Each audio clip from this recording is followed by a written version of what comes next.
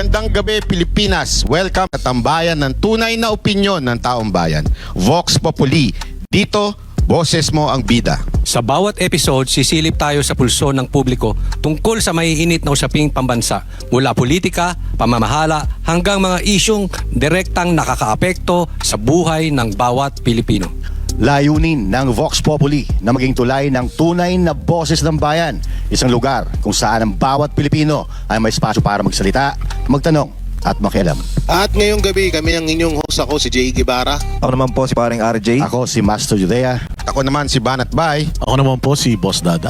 Ako po si Coach Oli. Ano yung Mama Amy? Kasama ko nito.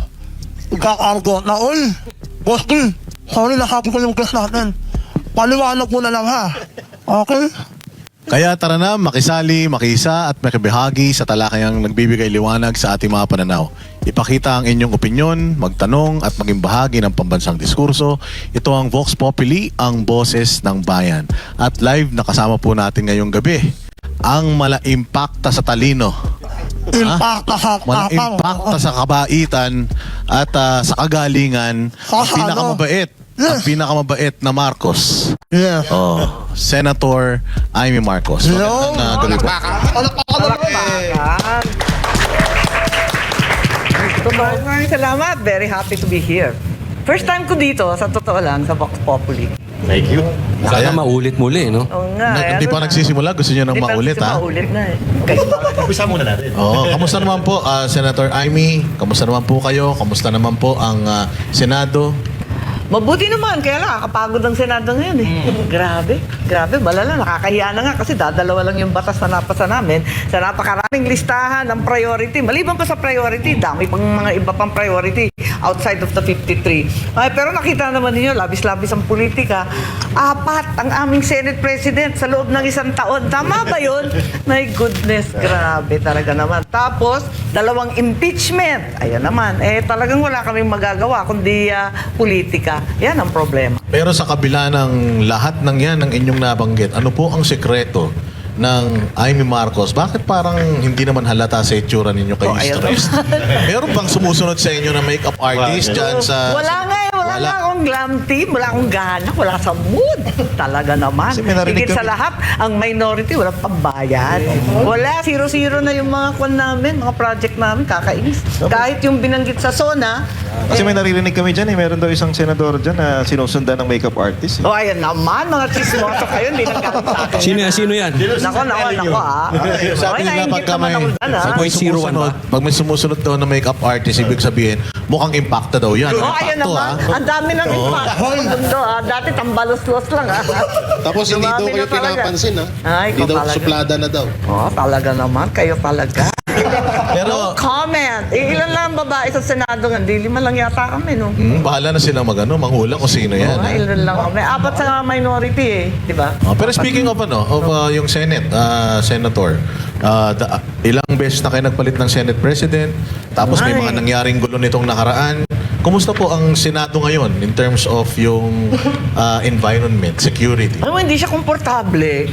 Unang-una, pagpasok mo pa lang, saan ka nakakita na sabi, talagang marami daw bomb threat, may kung ano-anong threat, nakakapraning eh. Pagpasok mo pa lang, 6,000 yung pulis, tapos naka-barbed wire lahat, gano'n. Parang hindi Senado eh, parang papasok ka ng garrison, ano ba yun? Tapos yung mga NBI nung umpisa, sila yung nag-gatekeeper ba? Kinakalkal pati mga empleyado namin, ba yun? Ang gulo, kakaasar. So pagpasok mo pa lang, tense na. Ano ba to? Tapos pagdating mo dun sa itaas, hindi nagkikipuan. Dati, kahit balitaktakan, todo debate, argumento, kompleto. Pag alis naman ng plenary, chikahan naman kami. Pero ngayon parang nakaka-stress eh. Parang toxic na yun. Oh, medyo toxic na talaga. Ika nga. Pero Yun na nga. hindi kaya doon nakuha ni Ontiveros yung threat na sinasabi niya? Kasi binantayan daw eh. Tapos hindi kaya doon niya naisip, ay ako may threat. Ay, Kaya ganon. binabantayan ako. Uso ang threat. Ayun naman. Anyway, simulan na natin ang usapan ha. May ilang political analyst at legal expert na nagsabing nakakadismaya ang SONA ngayong taon. Sa inyong pananaw, aling mga bahagi ng talumpati ang hindi sumasalamin sa tunay na sitwasyon ng ating bansa? Ay, nako. Kawawa naman yung kapatid ko. Parang may alternate universe yata sa palasyo. Kung ano-ano yata rin report doon na kunyari may accomplishment, wala namang accomplishment. Marami kasi. Ang dami talagang pinagsasabi na nahilo ko. Eh, syempre, unang-una, lahat ng tao nagtatanong sa akin, bakit naging space cadet, mag-astronaut na tayo? Nagkakamot nga ako ng ulo, ano ba yun? Na magkaka-launching pad daw sa Cagayan, kauna-unahang spaceport. Katabi pa namin sa Ilocos Norte. Eh, sabi ko sa loob ko, wala na ngang port dun sa Port Irene. Wala na ngang airport sa Lalo. Hindi mabuksan-buksan. Magkakaroon pa ng spaceport. Tapos yung Cagayan na yan, eh halos kinain na ng buong dagat at ng ilog. Sa dami ng dumaan na bagyo, lalagyan pa ng spaceport. Ano ba yan? Ano ba yung mga paglalaroan ng rocket ship? Meron ng Philippine Space Agency, meron pang sinasabi si General Browner na spaceport para sa military naman. Nakukunin na naman sa modernization. Yung modernization na yan, 14 years na, hindi na modern. Pero kayo po, dahil sa, alam nyo, nagkaisa kayo sa mga nag-ano din ng budget, ang legislative branch, meron ba tayong pang pondo dito sa rocket Ayun na nga. to? Nagtataka nga ako ba, kung saan yan kukunin na naman ba yan sa modernization? Kawawa naman sundalo natin, wala nang ang baril. Na babara yung mga second hand na bulok galing South Korea. Eh, hindi ko nga maintindihan kung saan manggagaling yan, nakakapagkaka. Ang dami-daming sinasabi na paggagastusan. Yung malaki din na dun sa budget na mahabang debate namin, yung 84 billion nung DepEd, yung school building fund. Eh, hindi naman nagre-report na maayos. May malabong mga report na yung 40,000 daw na pinangako, nasa 23,000 na daw yung tapos. Pero pag tinanong mo sa DepEd, wala pang 1,000 ang natatapos sa taong ito. Kaya ano ba nangyayari? Hindi ko maintindihan. Ang labo nung tungkol sa education na number 1 sa budget sana. Eh talagang nakita ninyo, very motherhood yung statements, di ba? Pie in the sky, very motherhood lahat. Ang pinaka-importante, itaas ang sahod ng guro. Yan ang pinaka-importante at the end of the day, di ba? Hindi naman school building, hindi naman computer. Tapos yung marami rin nagtatanong, magkakaroon ng computer center sa mga gubat? Saan yung internet dun? Walang kuryente dun. Kaya nga, mobile daw, mobile. Ay, naku, tignan natin kung paano ba yan talaga. Samantalang yung mga teachers natin, ganun pa rin yung sahod, pati yung chalk allowance, hindi nabibigay ng buo. Nandun pa rin, nakapako pa rin sila dun sa, salary standardization 5 na hindi pa kompleto. So, paano mag-i-improve kung mismo yung teacher hindi nasikaso? Pero may sasabi siya tungkol sa teacher, Senator Amy, na walang teacher na magre-retire na teacher 1. Well, sana, hopefully, pero alam naman natin na marami pa ring teachers na hindi na po promote at yung promotion na politika na rin eh. Naku, pambira talaga, di ba? Nabibili pa, may nabaril pa sa Palawan. Kaya ang hirap talaga, marami talagang dapat gawin sa edukasyon. Hindi naman bobo yung Pilipino, pero pag tinignan mo yung mga PSA scores, yung mga PISA, di ba? Ang baba ng score ng mga anak natin. So, paano nyo po marirate itong naging sona ng presidente na inyong kapatid? Ikaw naman, di nga ako pumunta eh. So, ayan. Absent na nga ako eh. Speaking of hindi kayo pumunta, maraming mga opisyal na hindi pumunta. Anong Oo. dahilan nyo ba't hindi po kayo pumunta? Hindi naman kami nag-usap sa minority. Sa totoo lang, hindi nga kami nagkita-kita. Kanya-kanya na lang. Nung dumating kami sa Senado, punta ka mamaya. Hindi. Lahat hindi. Ako, masama ang loob ko. Sa totoo lang, last year, wala akong gana. This year, mas lalo akong walang gana. Kasi kinakasuhan naman ang mga minority. Inuubos naman kami. Pagkatapos, 2 kinulong. 1 fugitive. Tama ba to? Hindi naman yata karapat-dapat. Palibasa, nagsasalita ng kritisismo, oposisyon daw, ay nako. May picture na kumakalat ang gaganda ng mga damit ninyo, kaya akala namin aatin kayo dun sa zona eh. Hindi, damit ko nga yung mga punit-punit, puro mga retaso yon. Sabi ko sa pinsan ko, kasi pinsan ko gumawa, pinatahi ko lang eh. Sabi ko, eto, isang katutak na retasong itim.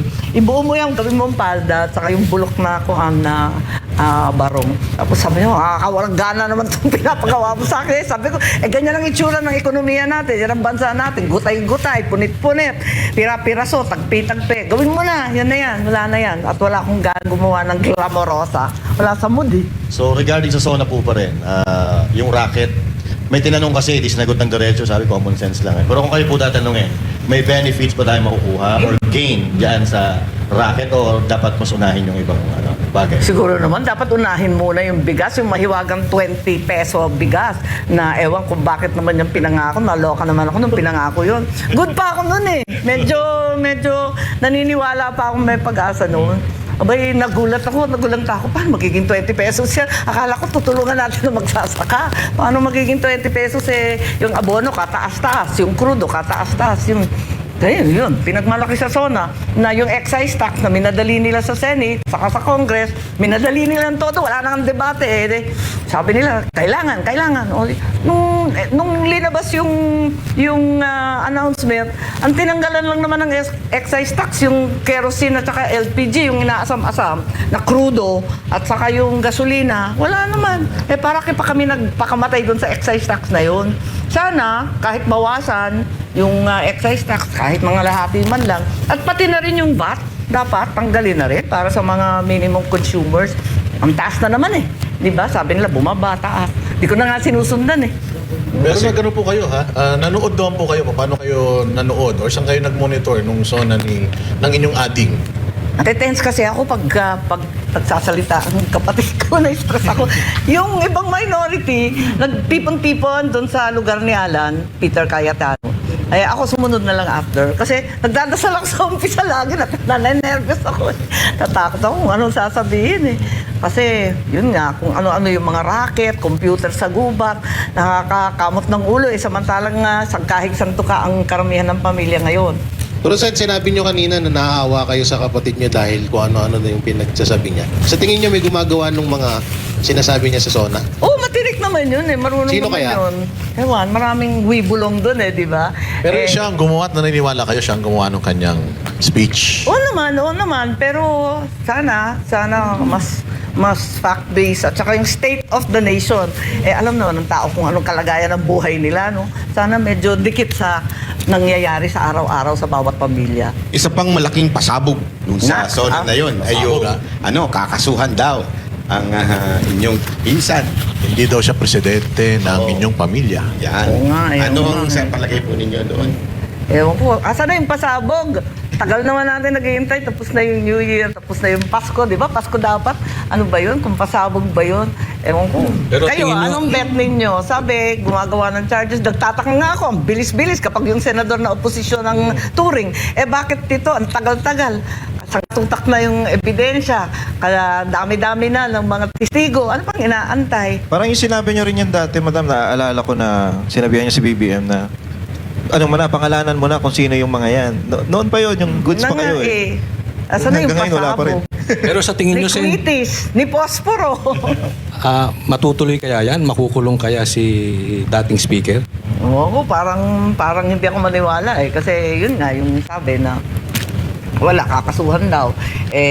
Ang binabanggit naman ng mga kaso, puro bailable. Tapos may bulong pa na may order daw sa DOJ na tagal-tagalan ng konti ang preliminary investigation hanggang 2028. Kaya yun. Nako po, ano ba yan? Pero Senator, ang daming kinabahan na dating speaker kasi walang pinangalanan. Ayun na Ang nga. sabi lang ng presidente natin, dating speaker. Oo. Pero hindi niya specify kung sinong speaker. Ang daming dating speaker. Buhay pa man yung karamihan. Si Sunny Belmonte. Ayun. Nandiyan pa Nandun. sila, Nandun sila. nandiyan pa sila Alan Lord Velasco, si Alvarez, si Cayetano na ngayon ay Pero wala rin. naman duda kung sino. So, Diba? talagang ang tinutumbok nito yung inyong pinsan. Parang ganun na nga. Tapos yung mga congressman, nagpalakpakan. Nagpumalakpak ba sila doon sa part na yun? Tayuan, di ba? Palakpakan. Ay, paano na yung salamat kay Speaker na nagsasalita? Ewan ko, Paano na yun? mga resolution of the EC, di ba? Ako po, Ewan, ganyan talaga, utos ng pangangailangan. Wala rin kaso sa awa ng Diyos. At ang nadali, itong mga senador na malayo naman sa kusina, kung tutuusin, kasi sila naman ang gumagawa sa Mahiwagang Baykam. Ito pa nakakapagtaka sa SONA. Ang SONA dapat bibigay sa iyo, yung 5 libro yun naabangan namin 5. May yung budget, tapos yung expenditures, tapos yung budget message, tapos yung listahan ng yung mga plantilla. 5 yun 5 na books. At least yung malalaki, yung dalawang malaki. Wala nga Sabi ko, ano ba nangyayari? Anong klaseng SONA yan? Yung pinakamahalaga, yung budget, wala doon. Nagtataka ngayon ako, bakit ganun ka-delayed? Sabi, baka sa kahulihan ng Agosto. 3rd week daw ng Agosto, maibibigay kasi hindi pa daw na-approve ng Malacanang. Basta yung nag-SONA, para kayo yung SONA. Bago mag-SONA, dapat binibigay niya. Andun na dapat kasi aaralin na kagad yun First item yun most important bill yan That's the most important law. Ano naman, pag-uusapan hindi na ibigay. Ang duda ko, walang koleksyon. Kasi talagang bulok nga yung negosyo. Ayan, napakatumal ng negosyo. So, Puros biyahe na lang yung mga Taipan. Alis ng alis, mas mura daw kaysa sa malugi ng tuluyan. Ayan. Kaya nga wala yung budget Sabi ko nga, ano ba ito? Ba't tayo nagsonang walang bit-bit? Ito pa, Senator Raimi, ito, isa to sa pinakamatinding nabanggit ng inyong ading. Hindi raw siya ang pangulo ng inyong pamilya, hindi siya ang pangulo ng mga kaibigan, kundi pangulo siya ng taong bayan. Oo naman. Sino ba talaga ang pangulo ng inyong pamilya? At anong masasabi niyo doon? Kung nga maintindihan bakit pa sinasabi yun? Siyempre, totoo yun. Kung kakasuhan yung isang tao, ituloy mo na. Wala nang pananakot, wala nang paandar. Alam mo yun? Di ba parang ano siya? Parang rehash lang nung statement ni President Erap noon yun. Oo. Nung walang kamag-anak, Oo, kapatid, walang pinsan, ganyan, hindi ba? Parang ganun nga Ang hirap Kasi, ang inaasahan, pag, di ba, kasi 6-year term yan. First term, syempre, sasabihin mo, maraming salamat sa nahalala ko. Tapos yung second year ng SONA, ilalatag mo, eto yung mga priority, ito yung nagawa natin, ito yung mga quick wins natin, nagawa naman natin. Ikatlo, ganun din, kasi mag-election, ganyan, magsasalita ka mga ganyan. Tapos yung fourth, pag yung fifth SONA mo na, kinakailangan, i-report mo na lahat ng accomplishment na nakaraan, kasi nakalimang taong nga dapat mahaba na yung listahan Tapos sasabihin mo na, eto yung legacy ko, kasi next year, di ba? Next year, last na So dapat, eto na yung mga habilin, di ba? Saka legacy. Hindi ganun kasi nga yung accomplishment, di ko nga maintindihan. Binibida yung mga tulay na naayos, pinagkabit daw yung sirang tulay, yung mga sirang kalsada na buo. Talagang natrabaho ng public works yan. Anong nakakasindak doon? Ano dapat i-report doon? Maintenance and repair lang yun. Hindi, meron daw po kasi pang yung last zone doon na yung mga nakasuhan na si Romualdez. Ganon? Hindi pala kukulong. Susunod pa ulit. Nakasuhan na naman. Nakasuhan na. Reserve pala, Wala. reserve. Nakakaloka nga. O kaya nasimentohan na. Nasementahan na. Hindi pa Talaga, natutuyo, promise hindi pa nagagamit. Lilibing na yun Nako Para may content pa sa 6 zone Ewan ko. Hindi ko nga hindi ko nga maintindihan. Nagdududa nga ako. May kota kaya sa senador? Parang ganun Anyway, talagang medyo disappointing. Ayoko nagsasalita ng ganito kasi sa totoo lang, inasam-asam namin ng halos 4 na dekada. Ang hirap talaga ng pinagdaanan namin mula noong 1986 at marami na rin kaming natutunan na kasanayan. At least may experience na kami, hindi na dapat nauulit yung mali, kaso, sinayang yung second chance, ika nga, nakakasama talaga ng loob.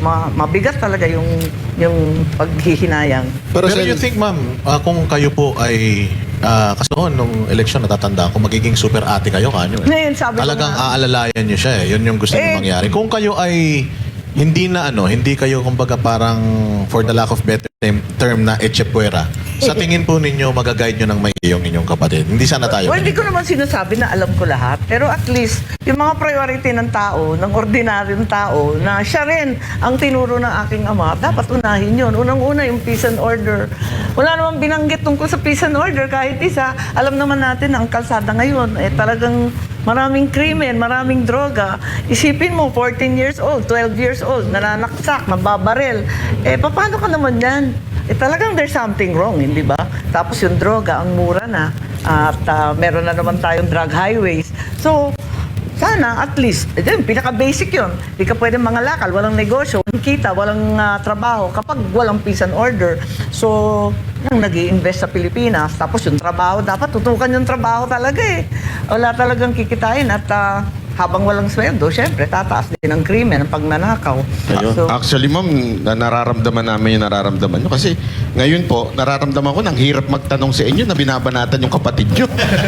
Sa totoo lang po, nahihiya kami. Sabi ko nga, paano kaya ninyo natitake yun na meron kayong kakayanan? Kasi alam nyo po, madalas ko sabihin dito na kung meron mang nakakuha ng talino at galing ng inyong ama, definitely hindi po yung kapatid nyo, hindi kayo. aray ko. Totoo po yun At alam ng lahat ng tao yan. Kaya lang, medyo, yun nga, ang naging presidente siya Yeah. at masakit. na Bakit talaga? makita na pumapalpak na maari naman, tama kayo eh, ilang taon yung tiniis, dekada. Yeah. Eh ngayon, may tatanong ko sa inyo to noon eh, paano kaya may aahon uli ang pangalan ng Marcos? Wala, kaya nga, ano ba ito? Hindi ko nga masagot yan eh, kasi hindi ko rin alam ang sagot. Dahil hindi maganda ito nangyari sa Marcos 2.0, ano? Hindi talaga maipagmamalaki at hindi na ituwid yung mga mali. Apakasama talaga ng mga pangyayari. Ang nakakatawa lang dun sa SONA, binibilang ko kasi, nagtataka ko, binanggit yung agrarian reform, yung land reform. Hoy, batas ko yan. Tapos, binanggit din yung young creatives, yung tungkol sa creative industry. Oh, batas ko rin yan. Ba't ako yung naaway? Puro naman akin. Yung 40 bills ko, yun ang sinona. Nagtataka ko, teka muna, pati yung systems laws, nagmula sa akin yun eh. Kaya sabi ko, hoy, patawa naman to no copying, no copying. Ba't kayo galit sa amin? Mangungopia lang pala kayo sa bandang uli. Ay, nako, talaga naman tong buhay na to. At yung labas ng...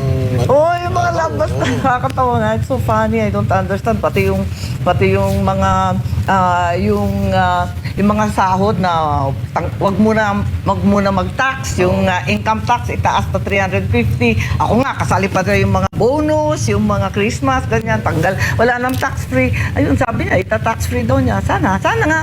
Pero Iwanan mama, niya. in fairness, ito, disclaimer lang din para sa inyo. Kami pong Banateros, hindi po kami sumuporta sa inyo.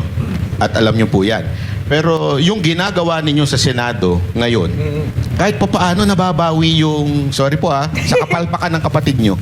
Yung ginagawa ninyong, lalo na kahit, kasi sa pagtatanong, alam naman natin yung mga, wag na tayo punta sa details, pero alam naman natin yung mga nandun sa majority senator, talagang parang final na sa utak nila, impeach si BP. Pero kayo, napapalabas nyo talaga yung totoong mga sinasabi ng witness. Yung kanilang Nag-e-effort nga pag-inconsistencies. ako kasi parati akong sinisita, masyado ko daw kaibigan si VP. So definitely daw partial ako at sigurado na ako boboto kontra sa impeachment. Eh sabi ko, yun nga, katulad ng sinabi ko kanina, sumumpa naman ang Constitution, yun ang una, kahit kaibigan, kahit kaalyado. Pero, eto nga, kaya pag nagtatanong ako, binabasa ko maigi lahat ng kanilang konteksto, no? Para dun tayo didikit sa, dapat tatalima sa ebidensya. Eh, nakakaasar naman sila. Hinihingi pa yung ebidensya sa akin. Buti nga po kayo nagbabasa. Yung mismong prosecution di marunong magbasa ng kanilang ebidensya. Yung sinubmit nila, hinihingi sa akin. Gusto ko sabihin, hoy, kayo nagbigay ng annex na yan. Kainis. Ano ba yan? Eh kung take 3 ka kasi sa bar, medyo talagang Ayan naman yan. Sino yan? Take 3? Kumbaga sa ano, Dinay niya si Lenny. pelikula. Take two Take 1, take 2, take 3. Oh, at least naman yung take 4 ox na. Okay. Hindi kasi alam mo kung bakit. Oh. Hindi mabasa, singkit. Oh, ang lupit. Yan ba yung ano? Kuya, yan ba yung Iba may yun, ha? project sa Maynila? Marami kalihol? Nakapagpeta? Kayo ay. Ay! Parang kilala ko na yan. no? Kami naman po yun, kami. Tanong mo. Ano naman yung mga kasuhan, ma'am? Si Jay, may tanong. Lupit na yun, Senator Amy. Pero in fairness yung mga congressman na laging nandun. Yun nga, kaya nga doon nga kami medyo nag-aalala, Madam Amy, kasi hindi ba, sabi nyo nga, yung supposedly, di ba napirmahan na yung kung magkano ang budget natin. Dapat Yes, ito-turn that's over right. na yung Correct. yung plano paano ibabalangkasin yung 2027 budget. Papaanong matatapos ito on time kung may impeachment? May impeachment, Meron pang oo. hearing ng flood control na May sinasabing hearing daw, yung hinaharang flood nyo. control. Pero hinaharang namin. Ba't naman naharangin yun?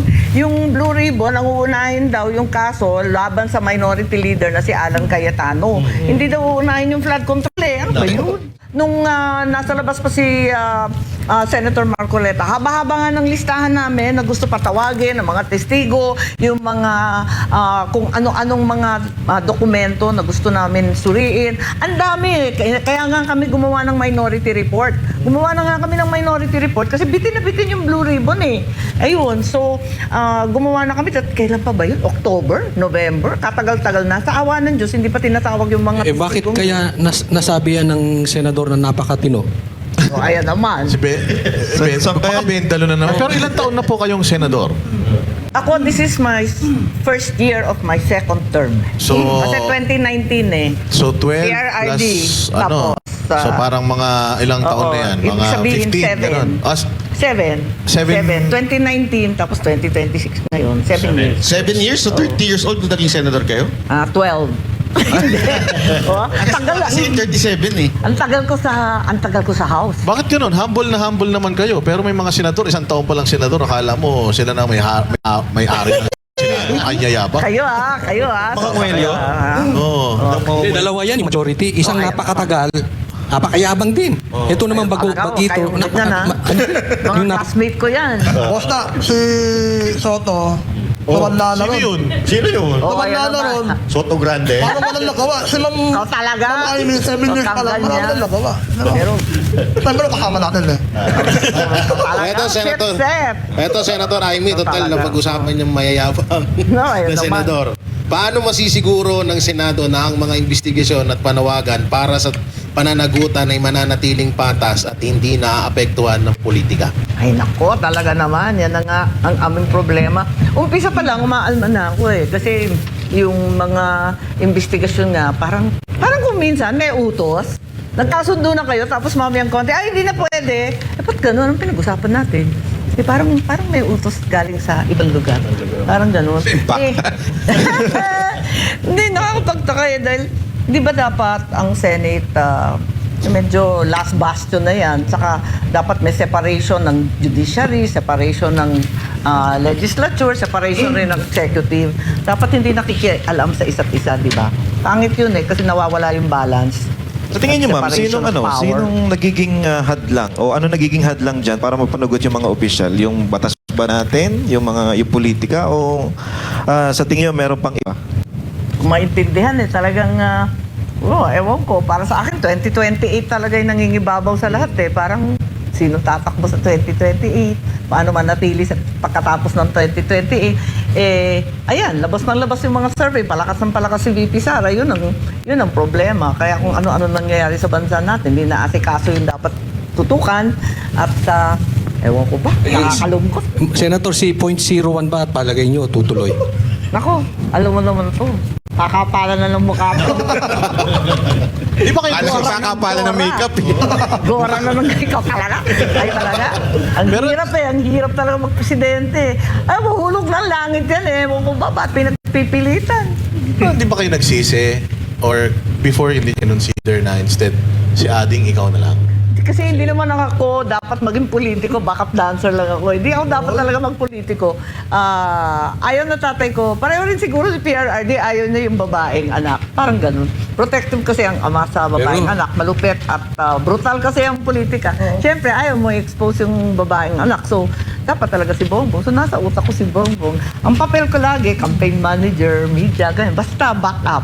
Hindi ako dapat maging kandidato. Napilitan lang ako sa probinsya namin dahil nga wala nang kandidatong iba, may lalaban. Eh kung Marcos daw ang tatakbo, kaya ayun, tinulong ko na lang si Bongbong. Ako na naman ang tumakbo. Doon lang nag-umpisa. Pero kung naging lalaki kayo, no, kayo ang presidente ngayon. Ganon. Ewan ko, maganda ba mag-presidente? Kadami-daming problema ng Pilipinas, sa totoo lang. Nag-aalala lang ako kasi binabandera ngayon yung mga Pax Silica at saka yung, Colomba? Colomba ba yun? Yung, narinig na ninyo yung white hydrogen? Nakaka-tense na naman eh. May kontrata na naman. 3 lugar na daw sa Pilipinas may white hydrogen at nag-umpisa na raw mangkalkal. Yun. At nag-start na yata sa ibang probinsya. Tapos sisimulan rin Western Zambales sa Pangasinan na may white hydrogen na panggagalingan rin ng energy. May kontrata na eh. Nagugulat na lang tayo. Maraming nangyayari. Di ba inaano yun? Pero Pero ma'am, di ba, titignan muna yun kung environmentally. Nakakatunaw daw yun ng semento. Malulusaw daw yung mga building na may steel, na may yero. Ma'am, marami nagtatanong regarding sa Pax Silica. Isa pa yan. Di ba dapat po Involved ang Senate, Congress. involve ang legislative branch? Ang totoo, the Constitution gives the President a huge leeway na gumawa ng foreign policy. Pero hindi lang naman foreign policy ang involved dyan sa Pax Silica. Kasi sabi dyan, critical mineral minerals, data, AI, di ba? Andun yun eh. Yung supply chain ng US, natuklasan nila na 98% ng rare earth ay nanggagaling pala sa China. Patay sila niyan, yung automotive, defense, lahat. Dependent ang IT dyan.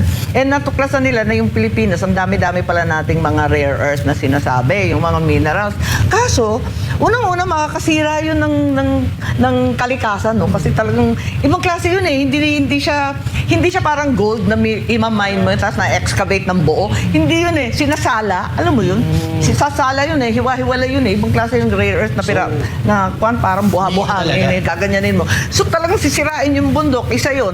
Tapos hindi natin sigurado kung atin ba yun o hindi. Tapos di ba parang issue sa bases? Anong batas doon sa lugar na yun? 4,100 kilometers. Ang laki eh. Parang yung buong 400 plus na Yung Clark Araneta City. Coliseum. yeah, laki-laki. Sabi kasi yung buong New Clark City, halos buong Tarlac, Pero Nueva may Ecija. pakinabang na daw po yun. Magkakaroon ng maraming artista. Bakit naman artista? Mga anak Amerikano tsaka Ay, mga Pilipino. anak na mga GID.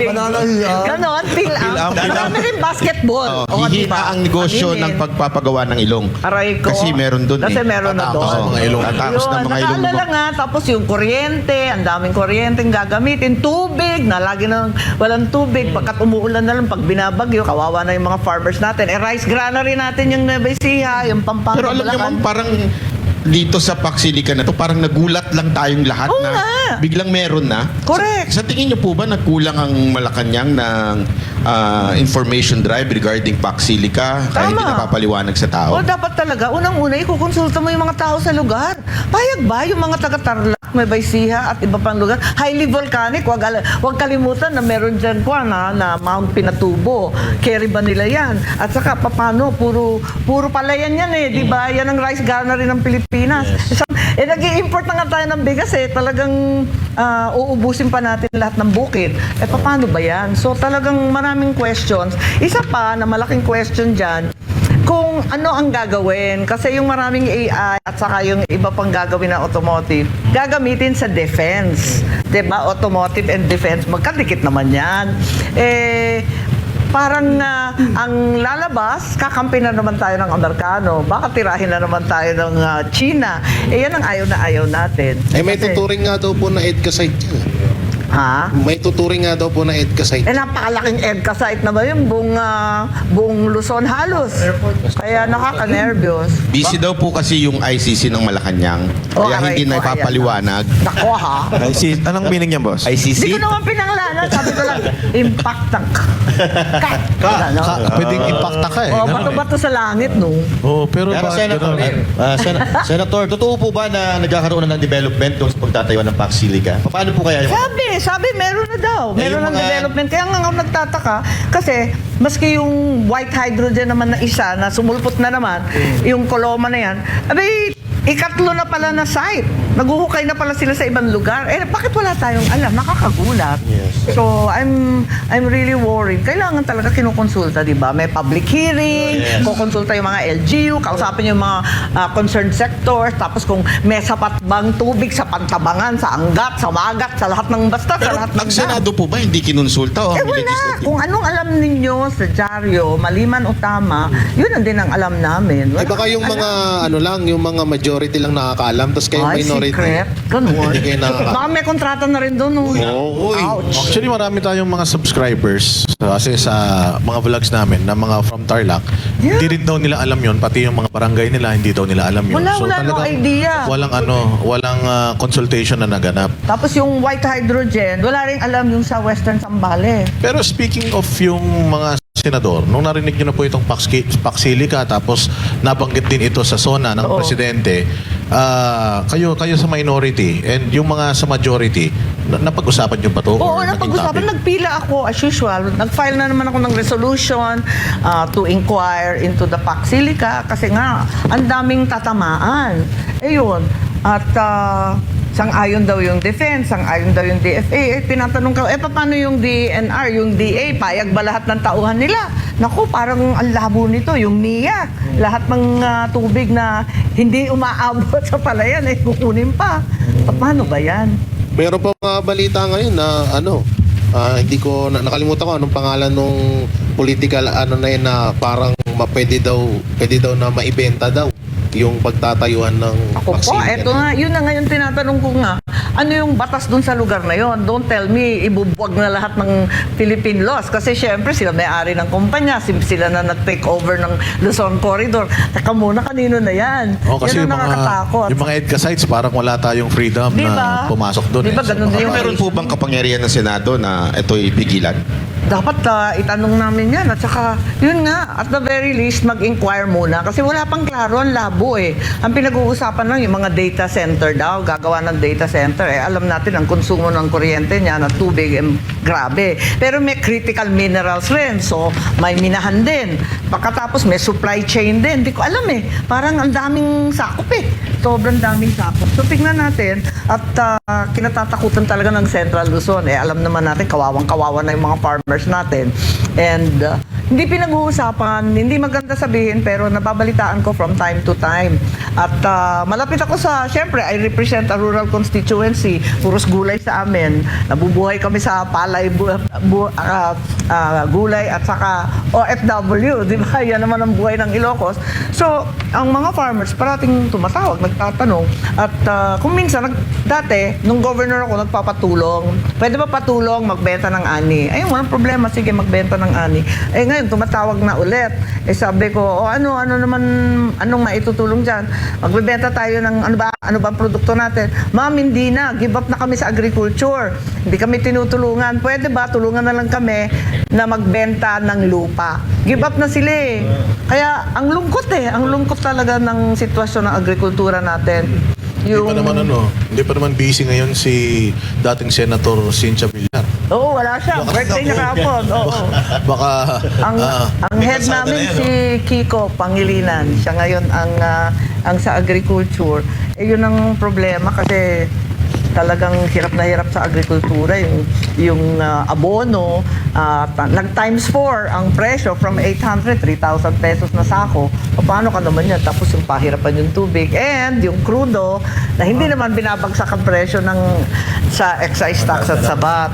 So hirap talaga. So nasa kwan na tayo, nasa nivel na tayo na halos lahat talagang ini-import. Panay import na tayo ulit eh.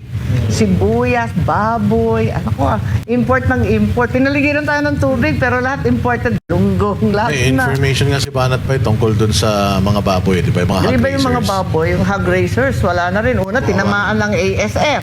Magkakaling kayo ng ASF, hindi naman nag-restock, hindi naman nagtulungan. Tapos mag-i-import. Samantalang yung ASF galing sa imported yun eh. Liempo yun na frozen. Yun ang pinanggalingan ng sakit eh. Wala naman sakit dati eh.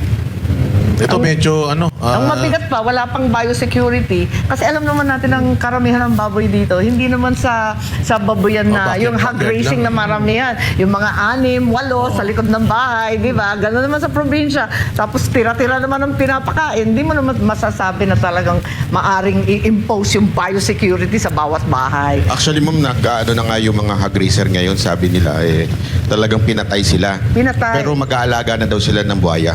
Ayun naman. Yan kasi Daw kumakain. mamatay yun, Ayun talaga. Marami talaga daw buhaya ngayon. Lumalaga na. Oo, lalo na doon sa batasan. madali daw mabuhay yun. Madalawang paa. Kahit hindi mo pakainin, nabubuhay daw yun eh. Oo, matindi ha. Pero ito, nagkalat pa rin. Senator, medyo personal lang. Bilang kapatid ng Pangulo at kasapi ng minority bloc, paano nyo binabalanse yung katapatan nyo sa pamilya nyo at sa inyong tungkulin bilang isang independent na Wala senator? na yata akong balanse. Kasi, hindi na rin ako pumupunta sa Malacanang. Matagal na rin eh. Kasi, ang hirap naman. Kung hindi ka masyadong oo nga, ganun. May ganun. Oo, may mga lumilipad. Ganyan. Pero yung pong yung mga anak ninyo, Yung mga anak ko, minsan pumupunta kasi nagkikita-kita sila ng mga pinsan nila. Yung nanay ko, binibisita ko na lang. Kasi yung nanay ko, 97 years old 2 weeks ago. Tanda na eh. So, binibisita ko na lang siya. Pero, yung pupunta-punta sa Malacanang, parang sobrang plastikan to. Hindi ko Pero na kinaya. Ayaw na aware- ako makita eh. aware pa naman po yung mother ninyo sa Yun na nga sa ang conflict problema. ninyo. Kasi pinatago namin. Siyempre, parati akong nagsasabihan, tulungan mo na lang si Bongbong. Sabi ko, pilit nga ako magtumutulong. Ayaw naman makinig. Mahirap yung, siyempre, pinakamahirap pa sa pagsabihan yung ayaw marinig. Yung nanay ko naman, Pinapagalitan ko na nga yung mga yaya. Ang problema, ang galing-galing mag-YouTube eh. Pinapanood pa kayo eh. Nakakainis eh. Hindi marunong eh. Marunong yun sa TV niya na-discover niya yung YouTube. Paulit-ulit pa, memorize pa niya, verbatim. Ang bira. Mahirap din po kasi talaga pagka usually dahilan ng away ng magkapatid, yung asawa. Oo. O may tanong si Juday. Sino ba talaga yung ano? Sino ba kasi talaga yung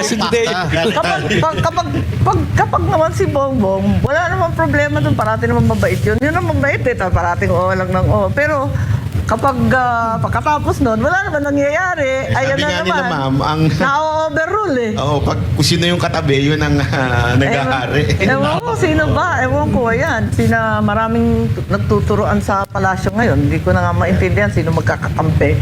Ayan, sila. Di ba yung PICC po is project po yan ng pamilya nun? Oo, mami ko. Oo. Hindi, sa Malacanang may PICC. Oh, ayan ka na naman. Oh, sabi. Ano pong pagkabad Hindi ninyo? mo pwede sabihin. Pero ito yung tanong ko.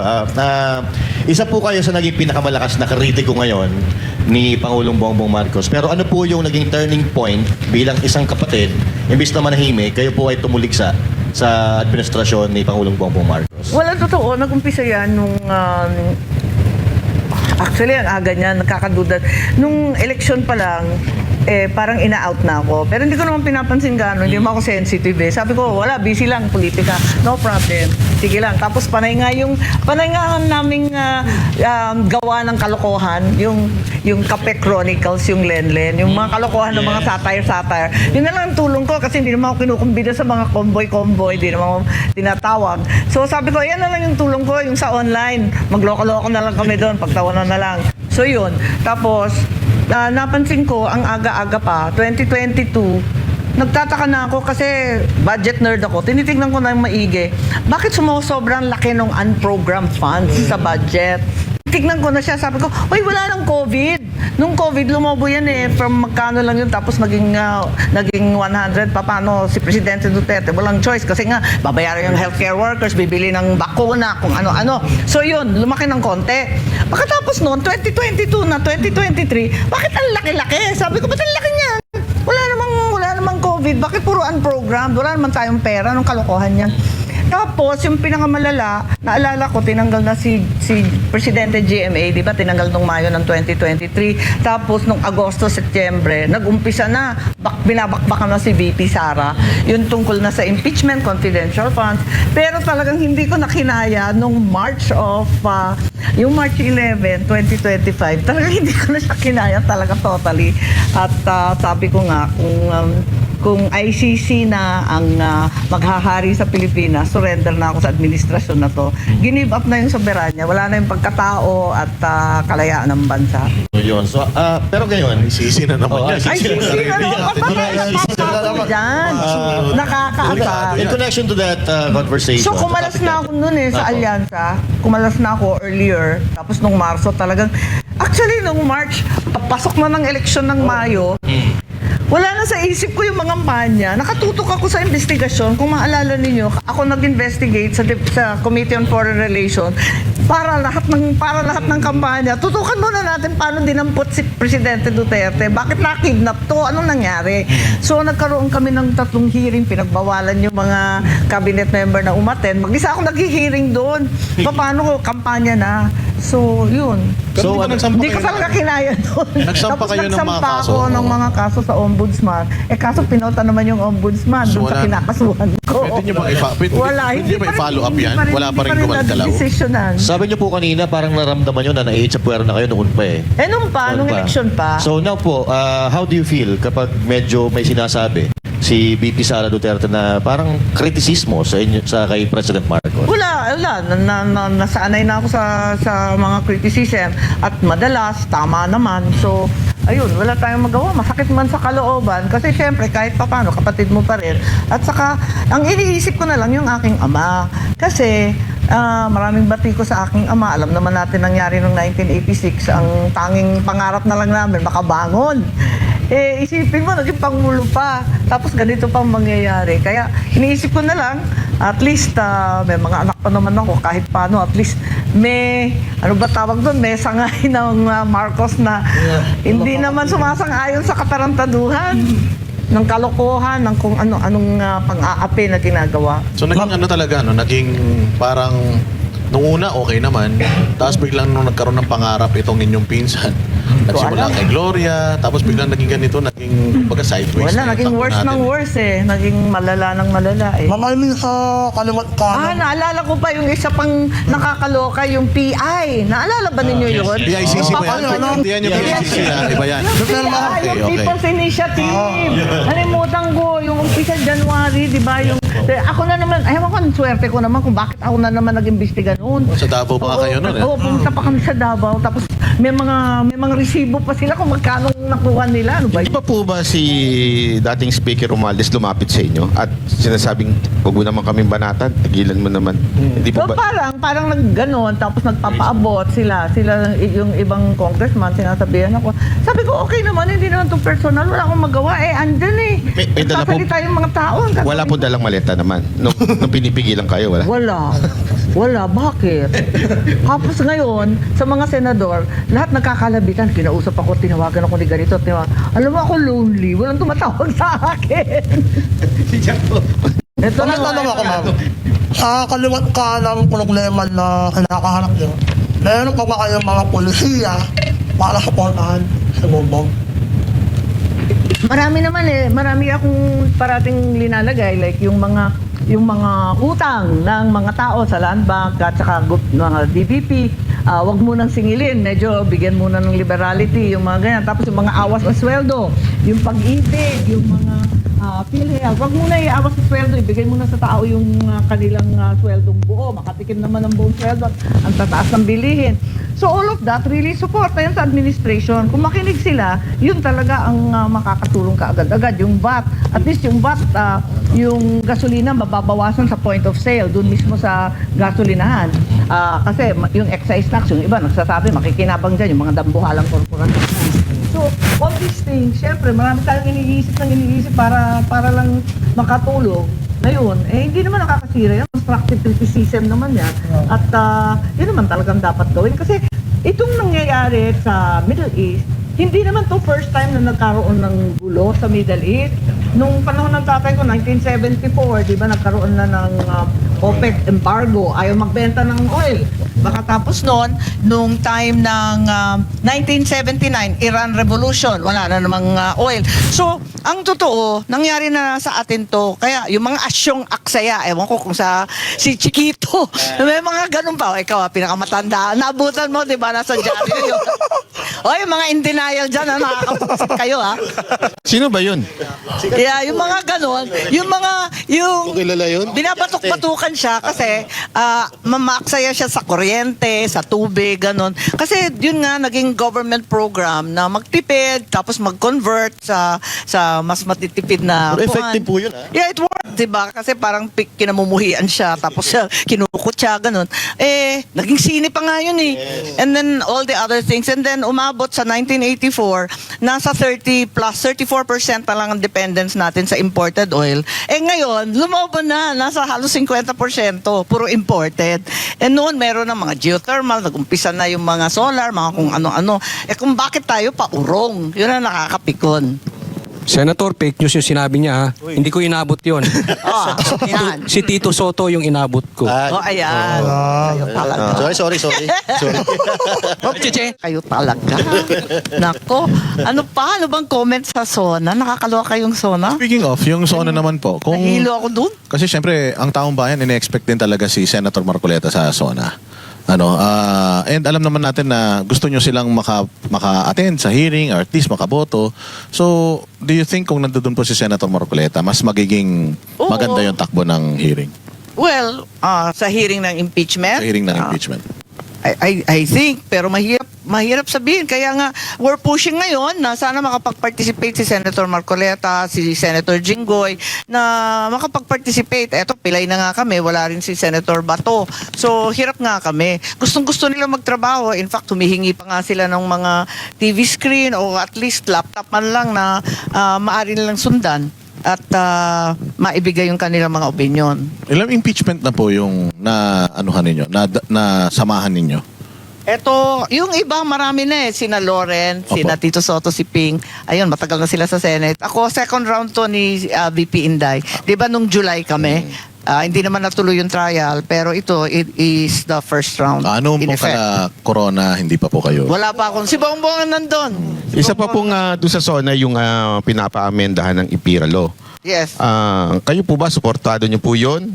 Ngayong nagbigay na ng statement ng ilang power supplier na medyo hindi kaya, sabi. Sino magpapasan? Yun ang Oo, wala. paano daw ba yun? Yung system loss. Kayo po, pabor Well, po ba kayo sa amendahan ng yung IPIRA? EPIRA law talagang kailangan baguhin na. Yun talaga, masyado nang antiquated siya, no? Nakakailang dekada na yun. Congressman pa ako, yun na yung EPIRA law. At saka nakikita namin sa Ilocos, effort na effort kami sa Ilocos na magkaroon ng renewable, ng malinis na panggagalingan ng energy. So meron kaming solar, meron kaming wind energy. Ang problema, distribution. Andyan, produce ng produce, tinatapon na lang ang kuryente kasi hindi naman ma-distribute. Hindi naman namin ma-transport sa ibang lugar. Sayang yun, kasi nakaimbudo lahat doon. So, dapat paltan yung EPIRA na pwedeng i-obliga na i-upgrade yung transmission and distribution lines. Paghiwa-hiwalayin, i-review talaga yung EPIRA. At sabi nga nung iba, naging vampira law na yan eh. Sobrang tagal na. And then yung sa systems laws naman, alam naman natin na malaki dyan yung Meralco. At yun nga ang pinagdidiskitahan. Yung iba sabi, patay ang Meralco dyan kasi ang daming, ano bang tawag doon yung sa atin dito sa Manila, yung ninanakaw, yung mga walang kamatayan jumper dito sa Maynila. Kaya patay ang Meralco. Ang sabi naman ng iba, papayag ang Meralco dahil pagkakataon na nila bumili ng mga electric co-op na malaki ang utang at hindi kaya bayaran. Kasi di ba lumaki yung lugar na sakop nila. Ewan ko, maraming kwento. Pero sa akin, ang systems laws crazy. Dahil, bakit ipapataw sa tao yan? Hindi nga nagamit. It's not used and furthermore, may VAT pa. Nga. Ano ba yun? Doble-doble. Pero ang sabi po kasi ng mga distribution ng electric, paano yan? Kung nawala yun, hindi naman namin kayang karguhin yun at magsasara na lang kami. Yun ang Correct. pananakot nila. Yes. Ang isang possibility yung sinasabi nila na katulad sa ibang bansa na i-subsidize Correct. ng gobyerno. Agree po ba kayo doon? Pinag-usapan namin yun sa Senate na discussion, pati computation nun. Hindi naman kalakihan eh. Kung tutuusin, hindi naman kalakihan. Yung ibang electric co-op na talagang kumikita, dapat at least bigay na nila. Yung iba naman na talagang medyo hirap, pwede naman maghati-hati sa gobyerno. So, I think there's a way to do it. Yun nga lang, yung Meralco talaga ang biggest issue dyan kung ano talaga ang pwedeng gawin. At isa pang kinakatakutan po yung dahil nga doon sa law of supply and demand, sa PAC Silica, posible pang lalo pang tumaas. Lalala pa yun. Kasi Lalala pa yun. uubusin nila yung- uubusin nila. Hihigupin nila lahat ng kuryente. Pero kasi yung mga systems laws na yan, to a great extent, kasalanan rin ng ating mga elektriko, bakit hindi sila gumawa ng pansamantala o kaya yung mga plano kung mag-bug down. So, maraming issues dyan na palagay ko, hindi naman dapat ipataw sa tao yan. So, they should find the way, kung gobyerno man yan, maghati-hati ba sa well-earning na mga electric co-op or kung sino ang maghati. Pero I don't think it's fair na babayaran ng tao yung hindi nila ginamit na kuryente plus yung tax doon, yung VAT doon. Tapos may issue pa sila sa solar. Parang Di ba gusto nilang kunin. Pati yung hindi ba yung 4Ps, parang meron tayong extrang binabayaran dahil yung mga 4Ps beneficiaries. That's right. Isa pa yun. Plus. Ang daming plus. Kaya kinakailangan talaga alamin kung ano nangyayari. Pati sa gasolina, kung na-unbundle natin yung sa kuryente, yung mga fees at yung, di ba, panay ang increase ng gasolina, i-increase gasolina at diesel. Pero hindi naman natin alam kung anong dahilan ng pag-increase. Bakit sa ibang bansa, yung dagdag is only what? Is only like 20-30%. Halos di nga nila nararamdaman eh. Bakit tayo umabot yung diesel from 42 pesos naging 137? Dapat paliwanag naman yun. Bakit nalang biglang nagising na lang tayo, 137 na, tama ba yun? Tapos, tamang-tama pa nun, nung lumiyab yung gera. Marso, di ba? That was February 28, Marso. Kasagsagan pa naman ng pagtatanim at anihan. Naku, sabi ko, ano ba ito? Paano ba to? Eto na yung ani. Yung iba naman, sabi ko, ang gulo talaga wala nang krudo. Yung mangga sa amin, sa Ilocos, nalalaglag na lang yung mga mangga, walang kumukuha. Wala naman daw silang pambayad ng krudo na i-truck sa Maynila. Sayang, nakakaiyak eh. Hindi kaya nasasakop na kaya tayo ng sindikato, Senator Ray? O, isa pa yon. Anong klaseng sindikato? Yan sa pagtaas ng mga gasolina na yan. Mga impacto. Oh, ayan naman. Talaga naman, nagliparan na ba yung impacto? Yun na nga dapat alamin kung ano ba talaga nangyayari. Isa na lang kasi yung refinery natin dati, 3. Ewan ko ano nangyari. Pauro nga Pilipinas Petron na lang ang may-ari ng iisang refinery natin. So, yan, talagang maasa lang tayo sa kanila. Pagkatapos yung iba na nag-i-import, ayan, magtataka ka rin di ba? Kasi ang dami-daming maliliit na gasolinahan sa probinsya na never heard. Siguradong smuggled yun Diba? Magtataka ka talaga Ang dami-dami na never heard, diba? Yung mga pangalan nila na... Lalo dyan, ma'am, may sa may, anong tawag dito, sa may, sa taas nyo? Yung- Ng Ilocos? Hindi, yung Pagalan. Tiliera, Cagayan. Oh, yeah. Sa amin, ang dami. Dami dun maliliit. Tapos papunta rin sa Mindanao. Mga never heard din. Magtataka ka, tas ang mura sa Mindanao. Oo. Sabi ko, saan kaya galing to? Palagay ko katakot-takot na smuggling yan. Kaso, kung dumaan sa customs, hindi na smuggling yun. Official na yun. Ito, Senator Amy, may iba naman po. Matagal na ninyong isinusulong ang food security. Saan bahagi ng sektor ng agrikultura dapat maglaan ng mas malaking pondo ang pamahalaan? Well, ang maliwanag, unang-una, walang agricultural investment, walang nag-i-invest sa bukid. So, for example, yung irigasyon natin, isang malaking racket na lang. Yung irigasyon, nung pinatayo yung Pantabangan, it was the biggest in Asia. Pero lumit na lang siya ng lumit, halos wala na siyang tubig. Pagkat yun nga, umuulan na lamang pagbagyo. Ayun, yung Magat, wasak-wasak na rin yung sa Isabela. Pagkatapos yung Angat, sila pa rin. Hindi nadagdagan yung sana sa Iloilo, yung Halaor, hindi pa nadadagdagan. So there's no investment in the countryside. Kasi nga, sino mag-i-invest na hindi nga kumikita? Yun ang problema. So the government should really invest. And then yun nga, yung mga post-harvest. Nakikita naman natin yung mga palay, di ba? Dinadaanan natin sa NLEX. Hindi naman maayos. So we lose 23% of all our harvest doon sa post-harvest. Ang ayos-ayos sa Vietnam, sa Thailand, ang gaganda ng kanilang mga mill, mga rice mill, ayos-ayos. So yun, madami tayong problema sa agriculture, walang investment. Ang pinakakawawa pang sektor, yung mga isda, yung mga mangingisda. Unang-una, yung coastal natin is 2.5 times poorer than any other sector. Punta ka sa anumang coastal, di ba? Talagang hirap. And then sasabihin pa, ganito pa, climate change pa, mayat-maya sasabihin, bawal magpalaot. Paano ka naman nun, wag munang kakain ng mga bagets at bawal Pinipigilan pa daw magpalaot. tayong mangisda dyan sa South China Sea. Tama. Yung mga, mandami, Vietnamese, Taiwanese, Chinese, name it, kompleto sila, nandyan sila. And even Jensan, na dating number 1, 2 na capital of the world. Nako, nangungulelat na rin. Kawawa talaga. So, we really have to invest, tutukan talaga yung agriculture. At yun nga, hindi na maganda sabihin, pero from time to time, nakakadinig na ako ng farmer suicide, katulad ng India.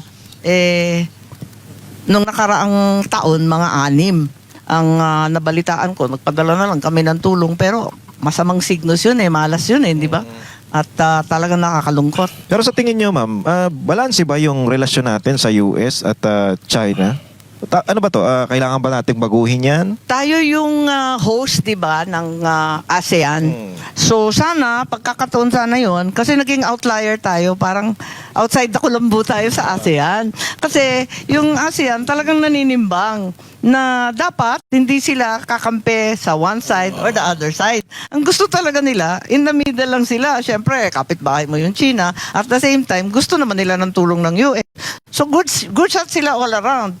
At nakukuha nila yung investment all around. Ultimo yung Laos, magugulat ka, meron na silang mga bullet train. Nakakaingit Oh, grabe. Tayo, wala pa. May racket. Magkakaracket tayo, ma'am. Oo, malapit. Buti pa sila. Ayun na nga, so marami sila nakukuha ng investment. At the same time, nakakakuha rin ng Malaysia and Indonesia, mga Google, Amazon, data center, nauna na sila sa atin. So, ang sa kanila, huwag tayong masyadong kakampi sa US kasi parang dinadala natin yung gera ng US at saka ng China sa ASEAN.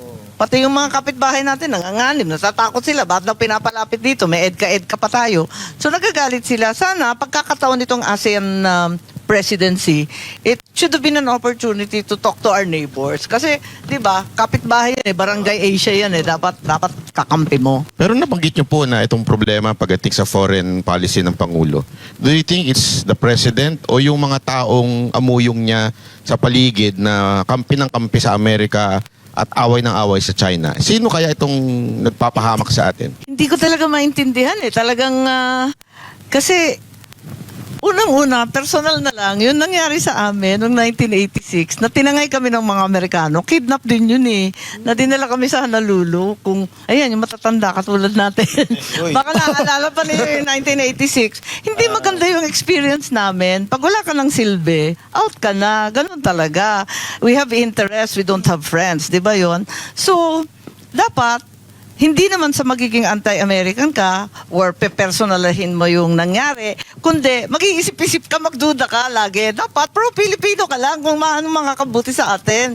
So, makakabuti sa atin kung sana yung China tutulong sa agriculture, tutulong sa small nuclear reactors. Kasi sila expert na, pati yung mga Russian. Ba't hindi natin papasukin yung mga yan? Ang laking bagay Yung mga niyan. trabaho. Yung mga trabaho, ang katutak na trabaho, ang order ngayon, no investment sa Pinas kasi kaaway tayo. Ang hirap ng ganun eh. Hindi dapat ganun. Yun nga, mahirap gumitna. Definitely, it's always a balancing act. But nevertheless, we need to do that. But do you think this is the President or the other secretary na pumapasok sa eksena? Hindi ko alam eh, mahirap naman sisihin. Siyempre, maraming sekretary dyan na medyo masyadong mapusok.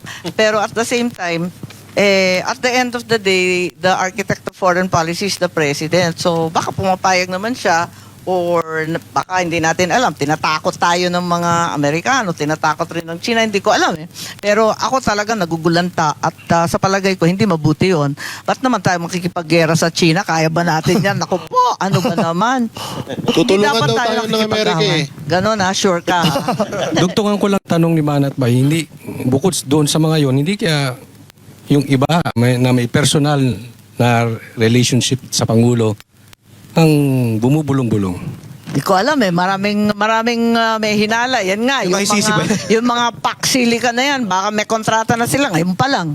Di ba? Hindi natin alam. Yung mga minero, kasi very interested sa minerals. Ay, yung mga sa tubigan. Ay, hindi ko alam eh. Kaya, kailangan talaga tignan natin ng Pero maigi. may schedule na po ba kayo? Di ba kayo po ang mag-iimbestiga? Nag-file kayo sa ano? Oo, kasi minority na kami eh. Kaya dati, kung foreign policy, pwede naman ako Pero mag-imbestiga. nag-file po kayo, di ba? Nag-file, pero alam mo naman, nakatambak dyan. Hindi naman pinapansin. Deadma, alam mo na. Alam mo Priority na, impeachment. hindi kami in.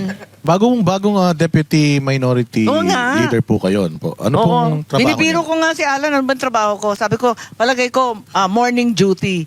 Kasi parang si dating Pangulong Duterte rin si Alan eh. Junior yun eh. Talagang gabi yun. Talagang aswang din yun eh. Sa gabi nagigising. So sabi ko, morning duty na ako. Alam ko ang papel ko. Yung impacta, ano naman oras, umaga yan, gabi? O isang buong araw? Walang tulugan yun eh, di ba? Parang vampira yun eh, di ba? Sa Darna, di ba? Ganun Hindi siya yun eh. natutulog, no? Oh, di ba? Walang tulugan yun, di ba? Matulog mang baligtad.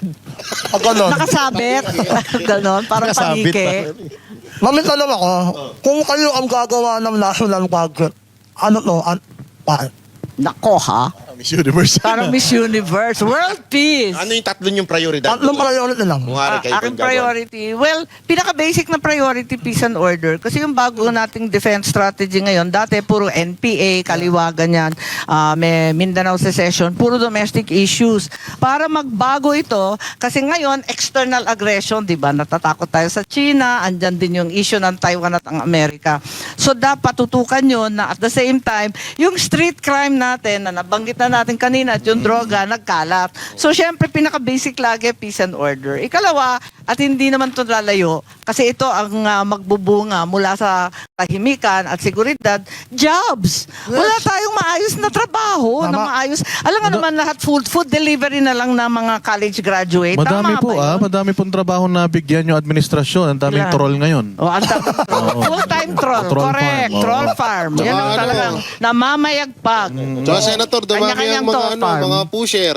O, ayan, dumami ang pusher. Correct. Nako. Doon po sa criminality, doon muna tayo sa una. Anong edad ang gusto ninyo? Sakali doon sa maamenda sa juvenile law? Yes, alam niyo yung edad to a certain degree, kasi nakakasama ng loob talaga yung nangyari sa bayan pa ng nanay ko. Kasi sa Tacloban, kilala ko yung mga taga San Jose. Wasak yung lugar na yun nung panahon ng Yolanda. Bagong-bago pa lang yung senior high school at yung high school building. Nakakaiyak talaga eh. Anyways, para sa akin kasi, ang issue kasi dyan, it's not even the edad eh, the 14 or 15. Kasi hindi naman pwedeng babaan ng babaan na yung sabi, ang utak ng tao, di ba, nagde-develop hanggang lampas 20. Siyempre, we can lower it, that's one. But at the end of the day, ang talagang problema is yung rehab. Paano ba i-rehabilitate yung mga bata? Kasi alam naman natin, hinahalo na lang sila sa preso, dun sa matatanda, lalong lumalala. Yung mga may pag-asa pang bumait at tumino, ay nako, historically, nakita natin, pag release, nag-of age na yung bata, paglabas, criminal na rin. Balik na naman siya sa loob kasi doon ang kinagisnan niya, doon siya lumaki.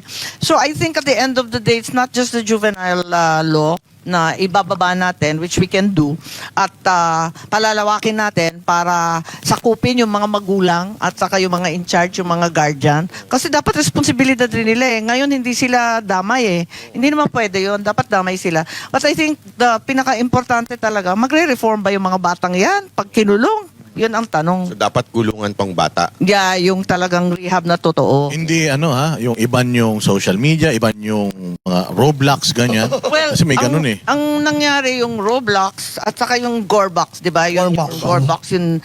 Actually, nagkaroon kami ng investigasyon dyan. Tapos binigyan pa nga namin ng taning ng 3 months para meron silang safeguards. Dapat bantayan din yung mga yan eh. Kasi yung DICT, etc. Alam naman natin na may, anong tawag nila, mga groomers. na Predators. Mga nagre-recruit ng terorista online. Nagtuturo sa mga bata. So, it's not just the game.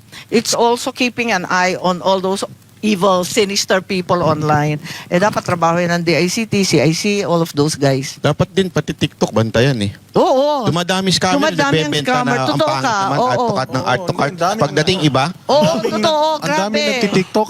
o pagkita mo, oo, kaya nga, ang ganda, di ba? Sa pagtingin mo sa TikTok, tapos pagdating sa personal, kamukha ni Auntie Claire. Hindi po Kayo ba kayo, talaga, hindi po ba kayo dapat gumawa ng batas na Oo nga, ang tawag na ipagbawal ng ang mga anak ko filter? kasi ang hilig-hilig ko mag-online shopping. Araw-araw na lang net darating na bubudol. Nakakaasar. Less filter, no? Oo, ipagbawal ang filter kasi ang daming Delikado. naluloko eh. Kayo talaga. Kasi ano eh. Kasi meron mga sa vlog ang gaganda. Correct. Pero sa totoong buhay mukhang impacta. Di ba? May ganun eh. Oo. Oo, sa vlog. Oh, di ba? Sa May vlog. itsura niya, di ba? Ang Parang ang bata. Oo, ang Pagdating kinis. dun sa media, ang video. Oo. Grabe itsura. AI pa. Oo, kahit anong damit na no? Pangit, ano? Naka-enhance pa yun. Teka muna ako, medyo naguguluhan lang ako, Sen, ha? Oh, ano na? Sino ba talaga yung impacta? Kasi hindi ako makasunod. Kanina pa sila ng impacta ng impacta. Kayo talaga. Kalaban ni Darna. Kalaban nila. Pero ano ba sino ba yung impacta na yan na taga palasyo? Nasa loob ba yan ng palasyo o madalas Ewan, nasa di ko labas? alam. Wala namang binanggit, no? Ba't nagagalit? Ayun nga. Entry ata yan eh. Aray ko. Ayan, bato-bato sa gate 3. Kayo Pero talaga. naman, effective Kasi siya, ang kanyang trabaho, asarin si BP. Pero kayo isang bitaw lang, grabe, galit na galit Ay, siya. talaga? Kahit media, pinag-iinitan niya na. Ay, wala akong binanggit, ha? Kayo, ha? Hindi, Kayo may mali yun nga siya. din po ang tataka namin kasi naputol yung yung sasabihin nyo sa pero inassume niya na siya yun. O baka gusto rin niya talaga na siya yun. Kasi Ay, naman. KSP siya, ganun. Naputol niya inamin lagi- pwede naman si si Lisa eh. Pwede. Oh, ayan Oo, naman. oo. Kayo talaga. inamin niya. Kaya kayo nakakasuhan, mga walang yate. Ayan, Nililinaw namin kasi ako talaga nalilito dun sa dalawa. Eh. Kasi talaga. Sino ba talaga, si Lorna o si Fe? Baka may ICC, meron pang PICC, may lumalabas O, padami ng padami. Ano ba kayo? Highly Nandito na rin lang. conjugated. Naputol kasi. Yung parang kinat eh. Ano po ba yung kasunod nun? Ewan. Dito, kung hindi sasabihin ni Sen, may video kami. Sinabi niya doon, mamaya ilalabas. Wala akong sinasabi Kayo talaga. Pagkatapos, alam niyo, gusto niyo malaman? Panoorin niyo yung vlog ko bukas. Ayan! Go, Banat! Mas Go, mauna ka go, mamaya. Banat! Malalaman nyo kung sino. Ano? Pero- yung kapatid, yung ipakta na naman. Yung pong kapatid ninyo, hanggang ngayon, wala pa silang napipili na tatakbo or kanilang i-endorse sa 2028. Iba-iba yung mga pangalan naririnig ko Iba-iba May nakita nga ako Oh, sino naman? Yung pong inyong hipag parang pinupush din nila Oo, pinupush din nila. maging Tapos, tumakbo. ang dami. Tapos yung mga cabinet member. Paano po kung nakipag-ayos sila sa inyo before 2028 at humingi ng tulong na I doubt. Naku, hindi naman makikipag-ayos. Naku, kayang-kaya na nila yan. Ang lakas nila Tapos hindi- yung mga hindi nyo cabinet tutulungan, member. Pero, eto nga, ang dami na nangyari, ang dami ng paninira, ang dami ng kaso. Pero pag tinignan mo naman yung survey, ang tibay-tibay pa rin ng oposisyon. Kaya malaki ang problema nila talaga. Kung sino-sino fino-float nilang pangalan na puros nagsasabi na, I am ready to be president. Ba't yung mga Pero nagsasabing, I am dead ready? man naman yung tao. Parang wala Pero naman. Nagsasabi. Maaawa ka kawawa naman Mamaya ang matutuloy dyan yung impacta. Nako. Hindi, pero speaking of the survey, kita naman natin Tika mo na naman yung survey, di ba? negative talaga ang inyong kapatid. Kaya nga, lungkot Pagdating sa trust rating, lahat Tapos negative. lahat ng kakampi. Nakita mo naman, pati yung matitibay na senador, biglang bagsak na. Pero kayo po, anong gusto ninyong maalala ng mga Pilipino sa inyo? Bilang isang Marcos na at the same time kritiko ng inyong kapatid, anong gusto ninyong maalala sa inyo ng mga kababayan natin? Siguro, ako, ano ba? Wala. Gusto ko na ibalik lang yung dangal at dignidad ng pagiging Pilipino. Proud to be Filipino, parang ganun. Yung pride natin bilang isang bansa. Ayoko yung na uupakan tayo ng China. Ayoko rin yung sunod-sunuran sa US. Ayokong kinakawawa yung OFW. Ayoko na walang kinabukasan ng mga bata. Gusto ko talaga Pilipinismo na talagang yun lang, para sa Pilipino lang. Huwag na tayo mag-isip ng iba. Meron pong isang senador, family name na senador, mga Tulfo. Yung isang kapatid nila, lagi nila sinasabi na, hindi ako Tulfo, pero Tulfo siya. Lagi niya sinasabi yun, dahil nga ewan ko kung kinahihiya ba niya yung kapatid niya. Kayo po, masasabi niyo ba na hindi ako Marcos? Hindi ko sasabihin yon kasi pinagmamalaki ko naman ang legasiya ng aking ama. Kahit paano, kahit gusto mo siya o hindi. Maliwanag naman na may vision siya, maliwanag yung kanyang vision, yung pangarap niya para sa Pilipinas. So, dapat hanggang ngayon, palagay ko many elements of that vision are still viable and are still relevant. At tigit sa lahat, dapat maibalik yung ating pride, ika nga, yung ating pagmamalaki, ang pagkatao nating Pilipino. Di ba po, eto ngayon, napapag-isip-isip niyo po ba na Kasi parang kawawang-kawawa na tayo, kulelat na tayo sa mundo, ayoko mang ganito. Dapat yung sinasabi, ako ay Pilipino, taas noo kahit kanino, nawala na yun, hindi na taas noo Parang kawawa na tayo, awang-awa na ako sa sarili ko. Pero kayo po, meron po ba kayo naisip na babalik ko someday ang magandang pangalan ng aking pamilya? Well, right now talagang nakakalugmok itong mga nangyayari. Pinag-uusapan ko na lang sa mga anak ko. Kasi 3 lalaki yung anak ko Yung isa nasa politika, di ba, na governor. Wala, sinasabi ko na you just work hard and do your very best. Kahit ano pang sinasabi at naiipit tayo ng todo-todo, talagang alam naman ninyo yung tama, pinalaki naman kayo ng maayos. You have to work for the people. Meron tayong platform, we're so lucky. Hindi lahat ang binibigyan ng ganitong pagkakataon na mag-public service. Kaya alalahanin, to those to whom much is given, much is also expected. So, malaking responsibilidad namin bilang Marcos. Wag na lang yung ibang Marcos na wala akong magawa, kundi yung kami ng mga anak ko. Kailangan ipagmalaki pa rin natin na Pilipino tayo. At wag natin sayangin itong platform natin. Kasi may pangalan tayo, may nakikinig pa rin, may probinsya tayo.